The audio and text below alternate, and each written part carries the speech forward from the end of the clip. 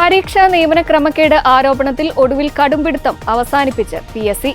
Case അന്വേഷണത്തിന്റെ ഭാഗമായി crime branch ആവശ്യപ്പെട്ട നിർണായക രേഖകൾ കൈമാറാൻ PSC അധികൃതർ തയ്യാറായി. അന്വേഷണ ചുമതലയുള്ള ക്രൈംബ്രാഞ്ച് DYSPക്കാണ് രേഖകൾ കൈമാറിയത്. ചോദ്യപേപ്പർ, ഉത്തരക്കടലാസുകൾ, അഭിമുഖം നടത്തിയ പാനലിൽ ഉണ്ടായിരുന്നവരുടെ പേരുവിവരങ്ങൾ അടങ്ങിയ പട്ടിക എന്നിവയാണ് കൈമാറിയ പ്രധാന രേഖകൾ. മുൻപ് ഈ രേഖകൾ ആവശ്യപ്പെട്ട് ക്രൈംബ്രാഞ്ച് PSCക്ക് കത്ത് നൽകിയിരുന്നു. നേരത്തെ പരാതിക്കാരനായ ഉദ്യോഗാർത്ഥി വിവരാവകാശ രേഖകൾ വഴി ആവശ്യപ്പെട്ടിരുന്നുവെങ്കിലും PSC വിസമ്മതിച്ചിരുന്നു. തുടർന്ന് ഉദ്യോഗാർത്ഥി സംസ്ഥാന വിവരാവകാശ കമ്മീഷനെ സമീപിക്കുകയും രേഖകൾ നൽകാൻ കമ്മീഷൻ ഉത്തരവിടുകയും ചെയ്തു.